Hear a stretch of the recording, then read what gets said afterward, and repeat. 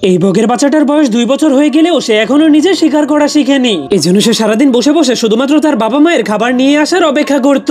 একদিন তার বাবা অনেক বড় একটা মাছ ধরে আনলে সেটা দেখে তার জিহ্বায় পানি চলে আসে, কিন্তু তখনই তার বাবা সেই মাছটাকে উপরে ছুঁড়ে মেরে নিজেই খেয়ে ফেলে, কারণ তার বাবা চাইছিল যে তার বাচ্চাটা নিজে নিজেই শিকার করা শিখুক। কিন্তু সেই বগের বাচ্চাটা সারাদিন কষ্ট করে ক্ষুধার্ত থাকলেও নিজে কখনোই শিকার করার চেষ্টা করতো না, যা দেখার পর তার বাবা মা অনেক মন খারাপ করে বাধ্য হয়ে তার জন্য খাবার খুঁজতে চলে যায়। কিন্তু আসল সত্য হলো সেই বগের বাচ্চাটা শিকার করা আগেই শিখে গিয়েছিল।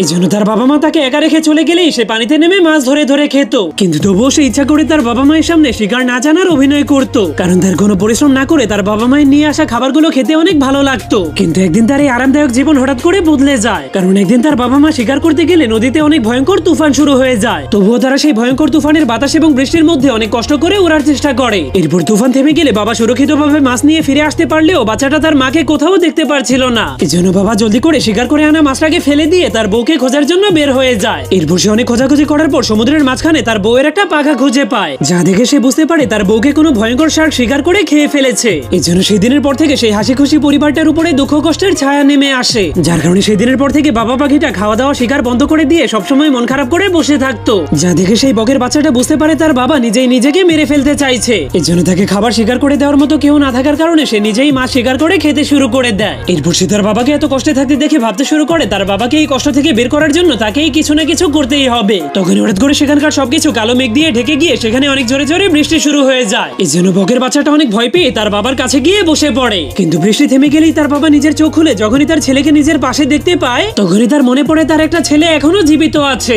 আর যাকে দেখাশোনা করা হলো তার দায়িত্ব।